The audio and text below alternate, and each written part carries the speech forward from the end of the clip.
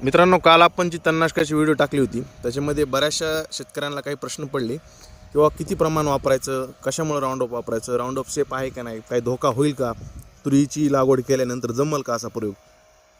तर तुमच्या माहितीचं सांगतो मित्रांनो, हा प्रयोग आपण मागच्या 3-4 वर्षापासून करतो. कुठल्याही प्रकारचा प्रॉब्लेम होत नाही. त्याचं कारणही हेच आहे की बघा, आता मागच्या वर्षी इथं गहू होता आपला, तर यावर्षी पावसामुळे जे काही गहू वापून आलेला आहे, तर आशयावर काहीच उपाय नाही आपल्याजवळ राऊंडअप शिवाय किंवा पॅराकॉट कॉन्टॅक्ट प्रकार तणनाशक असेल, स्वीप पॉवर असेल, तर तुम्हाला बीजनाशकासोबतच राऊंडअप, पॅराकॉट किंवा स्वीप पॉवर हे मिक्स करायचे. आता हे वापरताना काय काळजी घ्यायची त्याचं एक तुम्हाला मी नियोजन सांगतो. बघा, राऊंडअप जे असतं का, ते उगून आलेले जे तण आहे त्यांना मुळापर्यंत मारायचं काम करतं, आणि पॅराकॉट काय करतं, वरचीवर तण मारतं कॉन्टॅक्ट प्रकारचं, आणि त्यात आपण पेंडीमिथिल मिक्स केलेले जे की बीजनाशकाचं काम करतं. त्यामुळं भ्यायचं काहीच कारण नाही किंवा काही तुरीला नुकसान होईल, काही नाही होईल. फक्त तुम्ही अति वापर जास्त प्रमाणामध्ये जर वापरलं तरच नुकसान होऊ शकतं.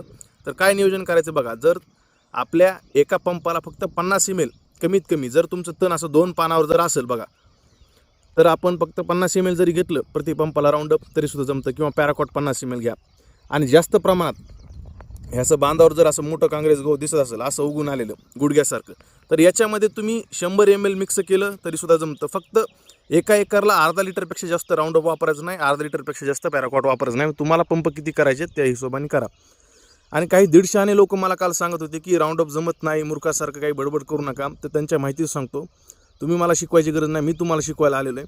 त्यामुळे हे असे प्रयोग मी करून बसलो आहे. तुम्हाला करायचे तर करा, नाही तर आपलं सरळ खुरपत बसा, पैसे घाला, काही घेणं नाही. ज्या शेतकऱ्यांना कमी पैशात शेती करायची तिथंच आपलं नियोजन आपल्या चॅनलवर असतं. दुसरी महत्त्वाची गोष्ट, फवारणी करताना अशी 3 प्रकारची नोजल असलेली गन वापरला. याच्यामुळे एक समान फवारणी आपली तणनाशकाची होते. आणि हे जे राऊंडअप आणि पॅराकॉट जे तुम्हाला मिक्स करून जो प्रयोग सांगितला आहे, हा तुम्ही आज लागवड केली दुसऱ्या दिवशीच फवारा. जास्त उशीर मात्र करू नका. बाकी याला काळजी करण्याचं कारण काहीच नाही. नियोजनबद्ध एकदम कार्यक्रम होतो आणि तुमची उगवणसुद्धा चांगली होते आणि पूर्ण तणाचा जो आहे तो नायनाट होतो. त्यामुळे काळजी करू नका, अशा प्रकारे नियोजन करा. याच्याबद्दल संपूर्ण व्हिडिओ आपल्या ॲग्री सरकार यूट्यूब चॅनल टाकली, ती जाऊन पहा. व्हिडिओ आवडली असेल तर लाईक शेअर करा आणि आपल्या चॅनलला फॉलो करा. धन्यवाद.